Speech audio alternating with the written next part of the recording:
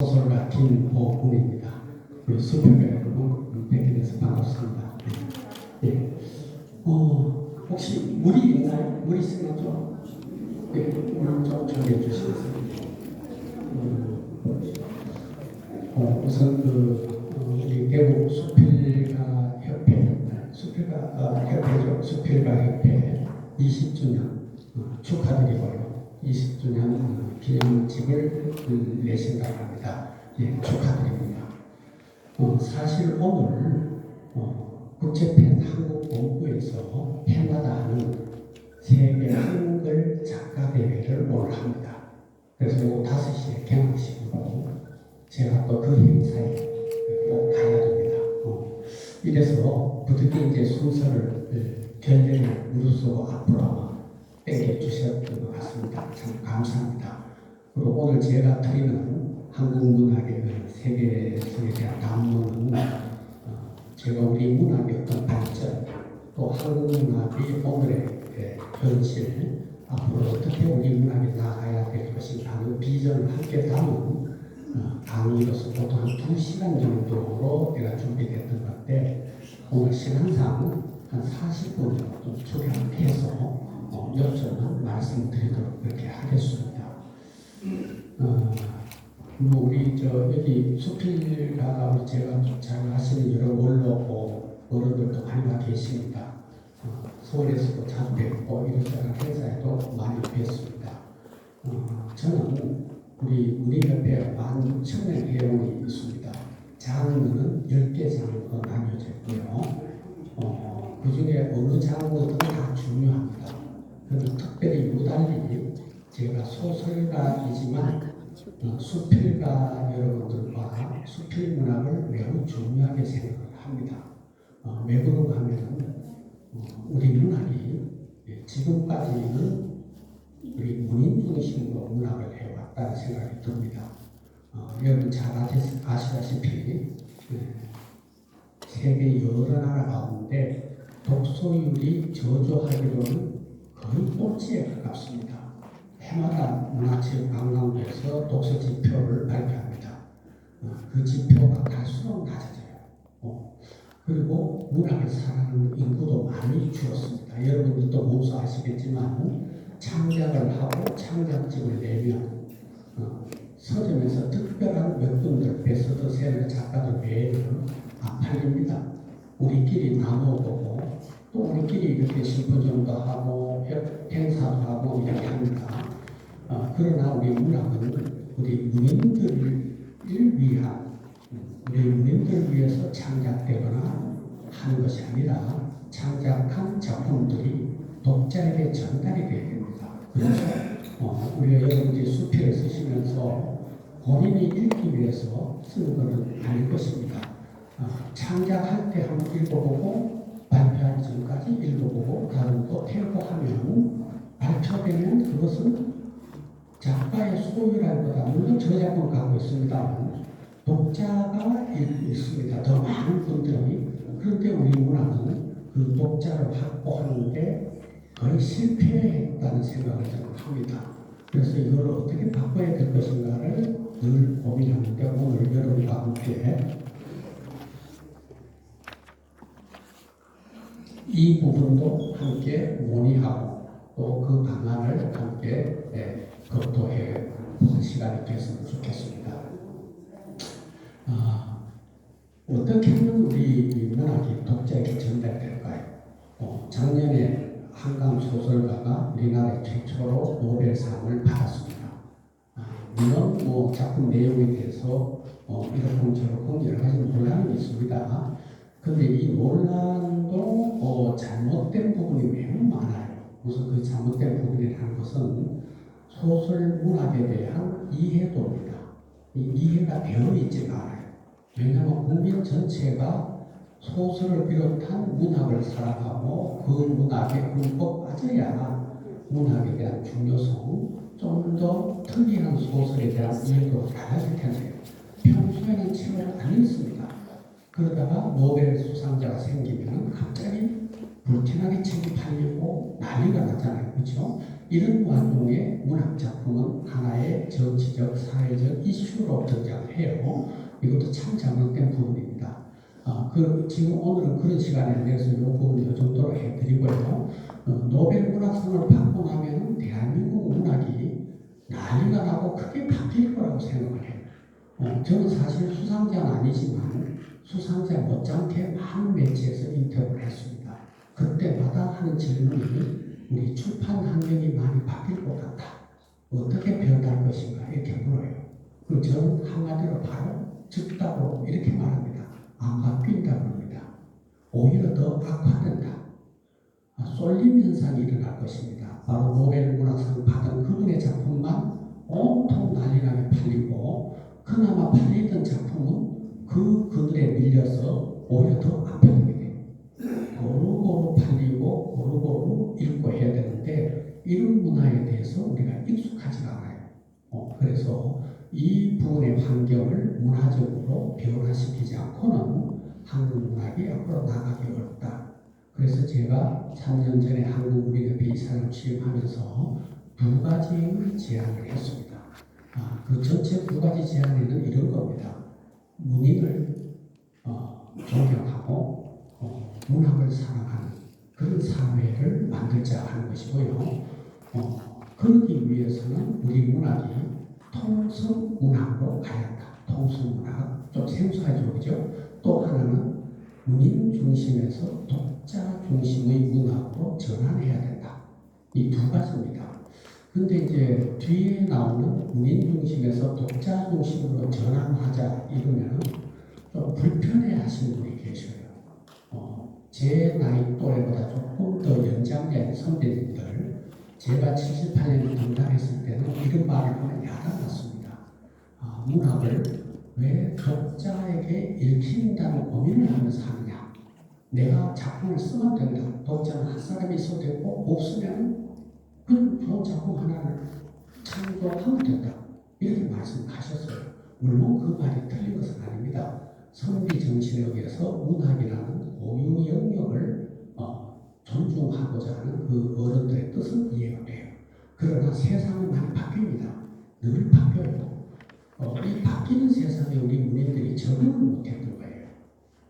우리가 책을 안 읽고 문학을 사랑하는 것과 줄어드는 것을 디지털 시대, 사회 환경의 변화, 그 다음에 여러 가지 볼거리가 많아서 책을 안 읽는다 이렇게 말씀하시는 분이 많이 계십니다.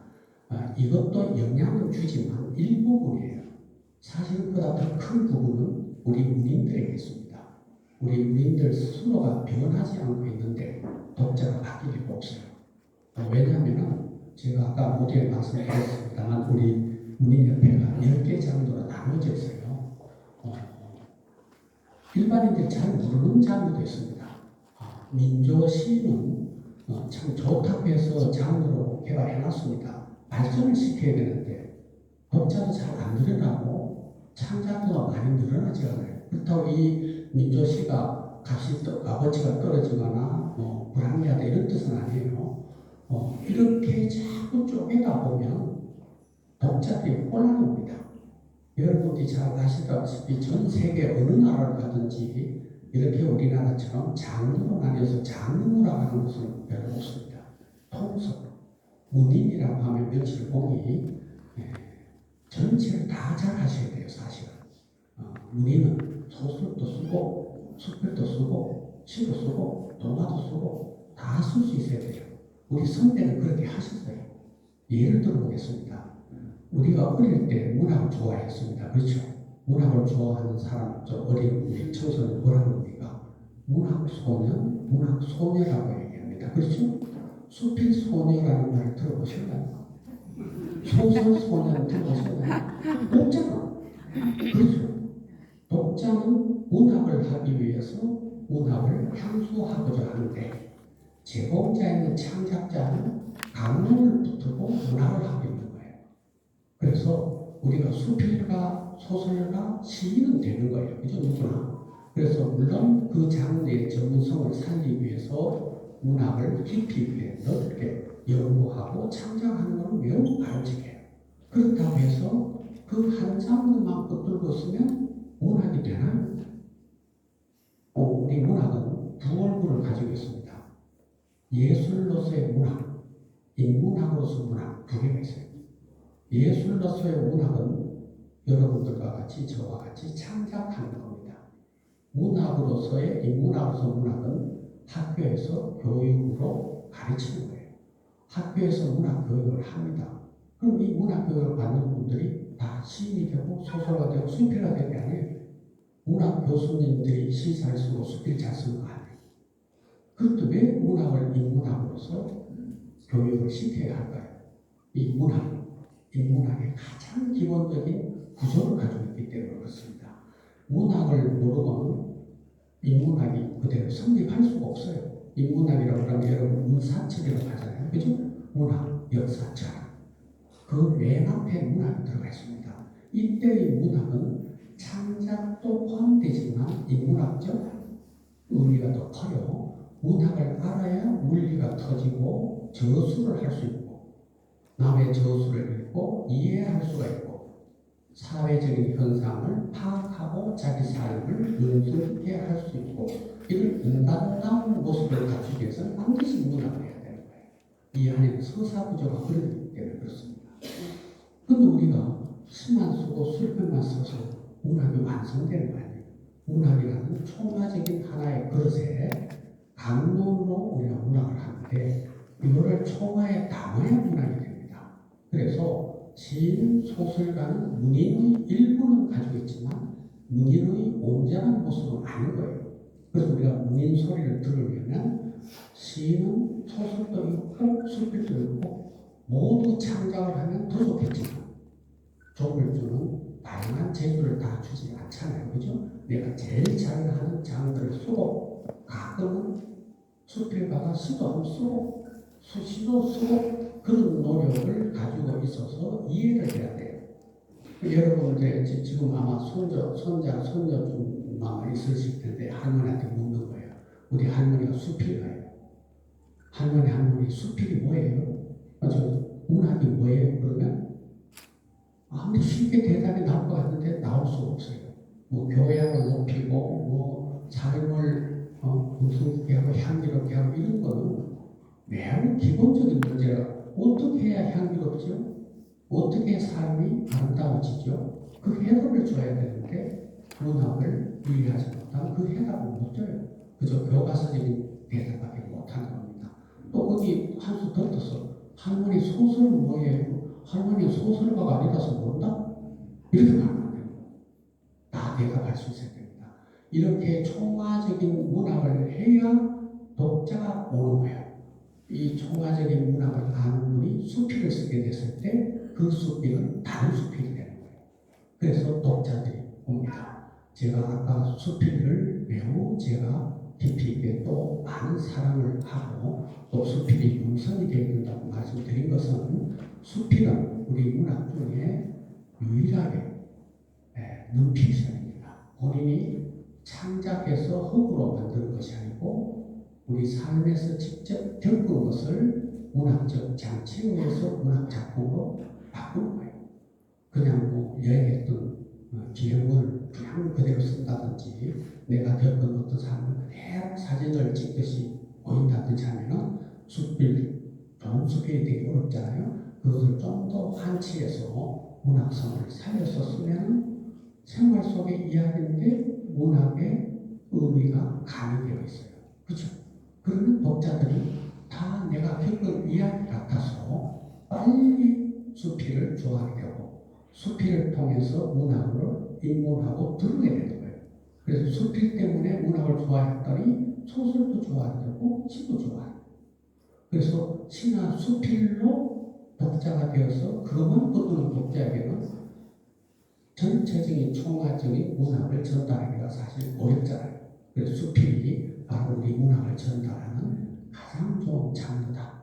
그래서 제가 수필을 좀 더 확산되는데 많은 보탬을 줍니다. 우리 저기 이철희 기자님 와 계시는데 수필가 보면 한 번 안 빠집니다. 국내뿐만 아니에요. 해외 우리 수필가 모임에도 꼭 합니다.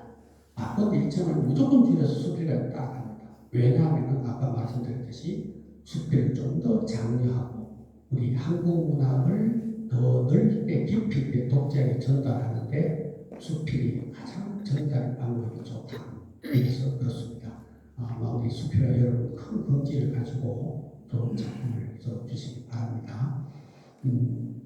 우리가 이제 우리 한국 문학이 어떻게 하면 세계 문학으로 가느냐는 거잖아요. 그죠? 그런데 집안이 잘 되어야 이웃을 돌볼 수 있고 사회를 돌볼 수 있어요. 내 집안 살림을 못 살피고 내 가족을 못 살피는데 어떻게 사회적인 활동이 가능할까요? 그렇죠? 우선 먼저 연말에 가와 만사성이라고 했어요. 내가 잘 되고 내 가족이 잘 되고 이웃이 잘 되고 나라 잘 되는 거예요. 어떤 한국 문학이 잘 되려면 우리나라 안에 한국 문학이 제대로 뿌리를 내려야 돼요. 좀 전에 말씀드린 것을 먼저 말씀드린 이유는 한국 문학의 오랜 역사를 가지고 있지만 그 역사에 비해서 한국 문학이 차지하는 우리 사회 비중이 부끄럽게도 수치로 내놓을 수가 없습니다.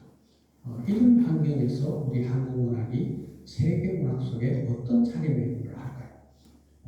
그래서 저는 한국 문학이 세계로 향하기 위해서는 한국 문학부터 제대로 저변 확대를 먼저 만들어가는 거예요. 물론 국립번역원이 있어서 많은 작품을 번역을 합니다. 그러나 이 작품들이 해외에 나가서 얼마만큼 한국 문학의 비중을 넓히는지는 피드백이 아직 없어요. 한강 한 사람만이 노벨상을 받았기 때문에 매우 확산이 됐습니다만 외국에 가서도 한국 문학이 그렇게 그 나라의 넓은 비중을 차지하지 못합니다. 그래서 우선 그 용어부터 좀 바꿔야 돼요. 우리가 한국 문학의 세계화 이런 말을 많이 썼습니다. 그렇죠? 한국적인 것이 세계적인 것이다. 우리 것이 좋은 거다. 이렇게 말해요. 굉장히 이것은 이기적인 거예요. 이 세계화된 오늘날 글로벌 시대에 자기 나라의 문화와 민족주의를 부르짖으면 멘토리가 됩니다. 우리는 세계 인류를 상대로 문학을 하는 거예요. 우리 작품이 비록 세계 독자를 많이 가지고 있지는 않지만 한국 문학은 곧 세계 문학이에요. 한국 문학의 세계화라는 말을 쓴다는 것은 우리 문학이 세계 문학이 안 되었다는 뜻입니다. 그렇죠? 대한민국이 GDP가 세계 10위국이에요. 우리나라의 위상이 세계 10번째라고 해요. 물론 문화 수준은 그렇지 않습니다만 경제, 물론 그 GDP라는 것이 경제의 지표로 합니다만 결과적으로 그게 문화 지표하고 맞물려요. 유일하게 우리나라는 좀 짝퉁처럼 이상해진 거예요. 세계 10위 국가는 우리 선진국이어야 되잖아. 그죠? 여러분 보기에 우리가 선진국 같습니까? 선진국이 되기 위해서는 경제와 문화가 똑같이 발전하는 거예요. 그 예를 들어보겠습니다. 우리나라는 기업이나 재벌은 주적처럼 느껴집니다. 일부에게 그래요. 전부 다 그런 건 아니에요. 잘 사는 것이 항상 두려워지는 나라예요. 강남 특별하게 취급한 저도 강남 삽니다. 부자는 아니에요. 원래부터 거기 살아가지고 강남 살아야 되는데 옮지도 못해 지금. 그런데 강남 살면서 마지막 다른 데 사는 것보다 훨씬 많은 제약을 받는 그런 환경이 되는 거죠. 일부 부자층은 있습니다. 근데 부자가 왜 욕을 먹어야 될까요? 저는 잘못되었다고 생각합니다. 나쁜 짓을 해가 부자가 된 것은 지탄받아야 하지만 남보다 열심히 활동하고 더 활동해서 부자가 된 사람에게는 그만한 노력이 있었던 거예요. 바로 부자는 못 사는 사람들이 적대적 관계가 아니고 나도 저렇게 해야 되겠다는 지표를 삼아야 될 텐데 우리는 그렇습니다. 미국도 그렇지 않아요. 배우나 돈 많으면 자가용 타고 다녀요. 만약에 여러분 대한민국에서 여러분 돈 많다고 자가용 비행기 한번 타보셔요. 그 비행기는 부서져. 이건 참 잘못된 사고방식이라는 생각이 듭니다. 그렇죠? 그래서 이런 것이 왜 생길까요? 바로 문학이라는 저변 확대, 우리가 삶의 질, 생각의 질을 고루고루 평준화 보편성으로 만들어주지 않았다는 거예요. 그래서 우리가 세계 10위의 경제 국가에서 문화는 거기 뒤쫓아서 못 간다는 생각을 하는 거죠. 그러면 한국 문학의 세계관은 어차피 우리는 세계의 일원이기 때문에 이미 한국 문화는 세계 문화 속에 들어가 있어요. 여러분들이 한국 문화 안에도 마찬가지예요. 베스트셀러를 내는 작가는 많은 독자를 확보하고 있어요. 그죠? 그럼 적게 100명, 200명 가지고 있는 수필가 소설가는 수필가 소설가 아닌가요? 수필가 소설가예요.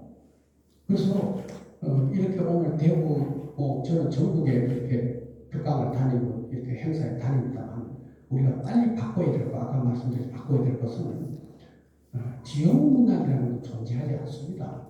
과거 중앙 집권 시대에 모든 인프라가 서울, 경기 지방에 몰려 있어서 그쪽으로 막 쏠림 현상이 일어나서 서울, 지방 이렇게 분리했지만 지금은 다 다릅니다.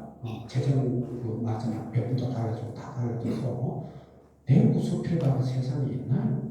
우리가 수필가 협회를 대구 만들어서 대구에 계시는 여러 수필가들이 대구를 중심으로 한 지역 문화를 마지막 깊이 있게 연구하고 지역 문화 중심으로 문학을 하는 건 매우 좋은 거예요.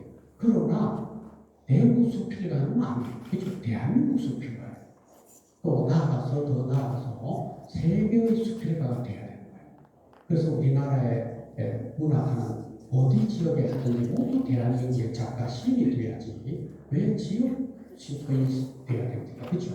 바로 이것이 통속하자는 그 얘기입니다. 통속문학, 아까 장르도 갖춰야 하고 지역에 대한 의식을 이제 깨고 자유공간으로 나와서 전체 문화를 바꿔야 됩니다. 그래서 이거를 어떻게 제도적으로 바꿀까 제가 고민해서 우리 월간문학, 한국문학의 두 개 기반지를 웹진으로 전환하고 그냥 웹진이 아니에요. 요새 보통 웹진 말을 많이 합니다. 종류가 많아요. 여러분 아는 그 포털 사이트에 블로그를 여러분이 하잖아요. 이걸 이름 바꿔서 잡지 이름을 바꾸면 잡지가 돼요. 자기 작품 올리는 게 아니라 다른 사람 작품도 받아 올려놓으면 되는 거예요. 그래서 거기 말하자면 이름 하나 붙이면 되는 잡지. 그럼 그 잡지가 되나요? 아니요. 매체의 잡지는, 웹진이라는 잡지는 정부 관련 기관에 등록하고 등록번호를 받아야 됩니다. 통계를 받는 거죠. 언론기관이 되는 거예요. 그래서 그걸 받아서 원고료를 주고 작품을 수용하고 이래야 잡지가 되는 거예요. 지금 잡지가 굉장히 한 300여 종이 되는데 정체불명의 잡지가 꽤 많아요. 이렇게 우리 문학을 역시 흐트러뜨리는 거죠. 이것을 해체하고 전국에 다 똑같은 문인이 되기 위해서 우리는 웹진을 새로이 프로그램을 바꿨습니다. 바꿔서 일반 독자도 들어오게 하고 같이 놀게 하고. 왜냐면 우리 지금 월간문학은 우리 월간문학 16,000명 회원 외에는 독자가 별로 없어요. 이래서 무슨 문학이 되겠어 우리끼리 하는데 그죠? 작가 수필가 문인은 자꾸 늘어나는데 독자가 안 늘어나요. 그래서 우리 잡지에는 일반인이 오기 어렵잖아요. 돈 주고 사가야 되니까. 바로 우리 웹진에는 일반인이 들어오게 해놨습니다. 같이 놀도록. 그 다음에 문학 방송을 만들어서 각 지역을 네트워크 시켜서 내년도 한 상반기에 전국 지혜지구 200개 지혜지구장 대회를 한번 하려고 합니다. 처음으로. 그래서 그 지구에 이 IT에 좀 밝은 직원 한 분을 만들어서 특반 형식으로 그 지역 문화 활동을 우리한테 보여주면 채널을 통해서 전국에 있는 각 우리 지역 문화계와 서로 연계해서 활동할 수 있도록. 그러니까 대한민국 문학인이 돼야 되잖아요. 그죠? 이런 변화를 가져와야 되고, 그 다음에 독자를 초대하는 방법인데요. 앞으로 그렇게 하십시오. 우리 수필가협회나 대구의 여러 우리 문학단체들이 이런 행사를 할 때 지역 주민을 한 20%좀 초대하세요. 그렇죠. 우리 수필을 읽으실 분들이잖아요. 그래서 수필 대회를 한다든지 100일장을 해서 수상하신 분들을 모시고 또 우리 책이 나오면 또 우리 책에 각 지역 말하자면 문예지에 우리 문인들만 다 들어간다고 생각하는데요. 저는 왜 그런 말씀을 드리냐면 문학에 대한 뿌리입니다. 뿌리. 우리 문학의 뿌리는 어디서 왔을까요? 어디서부터 시작했을까요? 인문학적으로 되게 정리가 되어 있습니다. 그죠? 뭐 소설 같은 폐간문학부터 시작하고 수필은 고려시대부터 쭉 오고 영재수필부터 오고 쭉 정리가 되고 그러나 이러한 정리가 없을 때는 수필이 없었을까요? 있었어요. 우리는 문학을 언어로 문학을 만들잖아. 그죠? 그러면 언어로 문학을 만들 때 어떻게 만들죠? 나의 삶 속에서 문학을 만드는데 그 문학을 하는 작품의 대상이 존재하는 거예요. 나의 체험이든지 꽃이든지 이웃 사람의 어떤 삶이랄지 모두를 보면서 나의 글을 만들잖아요. 모든 사람은 문학을 하는 거예요. 문인들만 하는 게 아니에요. 문인들은 그 중에서 언어로 작품을 만들 줄 아는 분들이고 언어로 작품을 못 만드는 분들은 몸으로 문학을 합니다. 시골에 가면은 지금 거의 할머니들이 많이 계셔요. 할아버지들 일찍 돌아. 여성들 수명이 길대요. 그래서 할머니들만 쭉 마을에 남아있는데 가족들을 모두 출가시키고 할머니만 사시는 분이 많이 계셔요. 그러면 주어진 텃밭을 농사를 짓습니다. 힘들어서. 그래서 지나가면서 이렇게 보면 밭에 김 메거나 농사 짓는 모습을 보면 저 어른이 꽃다운 나이에 저 산골짜기에 시집 와서 저 나이 되도록 살아왔던 과정이 문학이라는 생각이 들어요. 그게 문학이잖아요. 그 할머니는 글로 표현하지 못했지만 몸으로 문학을 하실 거예요. 그런데 우리는 그 어른들의 문학, 몸을 한 문학을 가지고 와서 언어로 바꿔줘요. 그럼 이게 어디로 가야 될까요? 다시 그분들한테 가야 되는 거예요. 이게 문학이 어려우면 또 안 될까요? 그분들은 눈높이에 맞춰서 문학을 하고 그분들은 그 문학을 읽으면서 자기 삶을 지나온 삶에 대한 가치를 다시 반추하게 되는 거예요. 나는 삶을 헛살았다, 고생했다 이런 모든 사람들이 아름다운 향기로 바뀌게 되는 역할을 문학을 통해서 하도록 해야 돼요. 이게 문인들이 할 역할이고 기능이에요. 우리가 그런 고민을 해보시겠냐? 이걸 해보셔야 돼요. 그렇죠? 그래야 우리 한국 문학이 바뀌어요.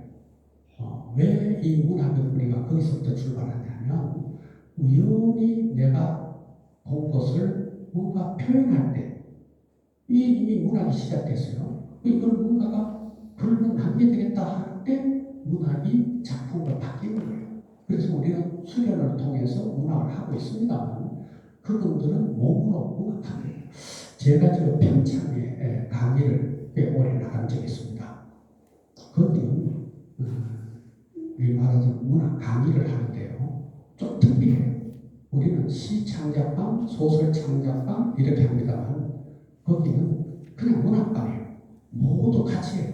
강사가 한 달에 4번 바뀝니다. 저는 소설을 쓰니까 그분들에게 소설 강의하러 수요일을 가고 또 시 창작하는 분은 시를 창작하고 다음 그 낮에 가고 이래서 4분이 매주 바뀌어요. 이분은 문학을 하는 거예요. 이 중에는 나중에 수필을 쓰기도 하고 시인이 되기도 하고 아직 안 한 분도 계시고 그 강의에 가면 완전히 다 나오신 경우를 본 적이 없어. 안 나오신 분들은 그날 밭에 양치러 가거나 오늘 출하하는 날이고 삶을 하면서 문학을 하는 거예요. 그 중에 한 분이 들에 갔다가 들꽃이 예뻐서 사진을 찍어서 저한테 카톡을 보내줬어요. 아침에 출근하다가 카톡을 받게 딱 보니까 꽃이 한 송이 들어있어요. 내가 많이 보던 꽃이고 낯선 꽃은 아니에요. 이름은 기억이 안 나고 보다가 보니까 밑에 문자가 또 아직 이어서 왔는데 교수님 오늘 내가 들에 김매로 가다가 밭둑에서 발견했습니다. 보내준 거예요. 제가 출근하다 잠깐 앉았습니다. 굉장히 감동을 받았어요. 이분 아직 시인도 아니고 수필가도 아니고 문학을 하지 않습니다. 근데 이미 문학을 하고 있는 거예요.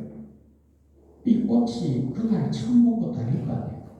평생 농사지으며 그 밭둑에 늘 해마다 꽃이 피었지만 이분에는 그 꽃이 안 보였어. 잡초로 보여요. 왜? 그거 볼 사이가 없잖아요. 농사짓느라. 그리고 짬이 나면 애꿎은 부모를 원망해. 나를 공부 많이 시켜서 내 친구는 서울 가서 자전거 타고 팽대 굴리면서 잘 사는데 나는 여기서 이렇게 고생하겠다. 우리 엄마 아버지 막 원망하는 거예요. 그러니까 농사가 더 힘들어. 그런데 이 문학을 알고부터는 꽃이 보인 거예요. 그래서 꽃이 보였다는 거예요. 내 삶에 대한 가치도 바뀌고 농사의 자세도 바뀌었어. 원망하는 엄마 아버지에게 고마움으로 바뀌어. 나를 낳아준 것에 대한 고마움. 엄마 아버지 없으면 살 수가 없잖아요. 우리 문학의 힘은 거기 미치는 겁니다. 바로 그런 문인이에요. 그렇죠. 우리가 그런 문학을 해야 된다는 거죠. 요거를 저는 이렇게 표현합니다. 와인 같은 문학을 하면 된다. 물 같은 문학을 하시라고 합니다. 물. 와인은 좀 복지지만 어떤 특별한 때만 마십니다. 갈증이 난다고 와인을 마시는 분은 잘 없어요. 물을 마셔야 돼요. 물은 우리만 마시는 게 아니에요. 미국도 마시고 프랑스 사람도 전 세계 다 마시고 우리 문학이 전 세계에 향하게 가려고 하면은 한국 문학이 특별나서는 안 된다는 얘기예요. 인류 보편에 바탕을 해서 물 같은 문학을 하면은 다 누구든지 있습니다. 그러니까 특별한 문학이 아니고 우리 사람 냄새가 나는 문학을 해야 된다. 이런 말씀을 드리겠습니다. 시간이 다 되었네요. 그럼 한강 소설가 노벨문학상 받았습니다. 1년이 벌써 지나갔어. 올해는 헝가리 노벨문학상 수상자가 발표됐죠. 한강은 한쪽 좀 밀려납니다. 과거에 문학상을 받은 분들 바뀌어요. 자, 그러면 한국 문학이 한강 이전과 이후가 많이 달라졌나요? 별로 필요가 못 느끼잖아요. 왜? 문인들의 어떤 자랑이 아니고 전 국민이 독서층으로 바뀌어졌을 때 달라지는 거예요. 세계적으로 노벨상 받은 국가를 쭉 한번 보셔요. 우선 간단하게 살펴보겠습니다. 인도의 타고르, 동양 제일 먼저 받았죠? 중국 모에, 그렇죠? 일본 부산, 아가 대선하는 부산이죠? 그리고 일본, 중국, 인도가 한국이 세계 문학의 주류로 들어갔나요? 이집트, 와이게스를 배출한 콜롬비아, 포르투갈, 한두 명을 배출한 전 나라가 그 이후에는 흐지부지. 왜? 독서 문화를 보편화시켜주지 못했기 때문입니다. 그 나라 국민이 모두 독서를 좋아하고 책을 사랑하는 민족으로 바뀌어버리면 그 나라가 세계 문화 안에 들어갑니다. 그렇죠. 바로 그런 것을 우리가 만들어야 한다. 이것은 우리 개인도 안 됩니다. 정부와 사회가 협력해서 그런 사회를 만들어야 되는 거죠. 그래서 저는 노벨 문학상을 기점으로 해서 정부가 이 인식이, 문학의 인식이 바뀌어야 된다고 끊임없이 주장을 합니다. 바뀌어지고 있어요, 사실은. 왜냐하면 우리나라는 돈이 많아서 나라 자랑하려고 돈 많습니다. 올림픽에 어마어마한 돈이 들어가요. 4년 내내 선수촌을 운영해야 돼요. 그다음 곧 있을 월드컵 어마어마한 투자를 합니다. 수백억 투자해요. 문학에 투자하는 돈이 얼마인지 아십니까? 직접 투자는 아니더라도 목표로 지원료가 한 10억 내외에서 결정됩니다. 이런 나라인데 어떻게 세계 중심에 가겠습니까? 그래서 정부의 예산을 받는 문학을 하면 안 된다고 저는 그렇게 생각합니다. 바로 문학 생태계를 만들자. 우리가 얼마든지 우리 문학과 예술을 정부에서 사랑하라는 거예요. 많아요. 도서관에, 우리 도서관장님 계시잖아요. 그 많은 책들을 읽어요. 지금 어떻게 했죠? 정부나 모든 단체가 예산을 투입해서 그 독자들은 그냥 읽게 됩니다. 여기는 많은 작가들의 작품이 있어요. 그냥 읽히는 것도 아름다운 일입니다. 그죠? 권장해야 돼요. 그러나 읽혀지는 작가에 대해서는 뭘 주나요? 없잖아요. 저작료를 지불해야 됩니다. 전 세계적으로 그렇게 가고 있어요. 일본도 해요. 그래서 도서 대출료를 공공 대출을 받도록 법안이 거의 다 돼갑니다. 지금 그거는. 그 다음에 그 외에 많아요. 이걸 빨리빨리 저작권 정리를 해서 그게 들어온 돈이 정부 예산보다 훨씬 많습니다. 그건 정부가 해준 게 아니라 여러분들, 우리 문인들이 하시는 거잖아요. 그걸 받아서 우리 문인들이 창작 환경을 개선하는데 도와드린 대로 해야 됩니다. 그래서 우리 문학이 자존심 있게, 그래야 문인들이 존중받는 삶을 바뀝니다. 그리고 독자들이 책을 많이 읽게 됩니다. 그래서 앞으로는 독자 중심 문학으로 전환해야 된다. 문학은 와인이 아닌 거예요. 그죠? 물과 오늘 짧은 시간이라 그냥 짧게 말씀을 드렸습니다. 또 우리 문학에 대해서 여러 가지 동서양에 대한 비교라든지 이런 부분도 있는데 오늘은 시간이 없어서 다 말씀 못 드리고 나중에 또 기회 나오면 여러분들 한번 뵙도록 할게요. 여러분 고맙습니다. 감사합니다.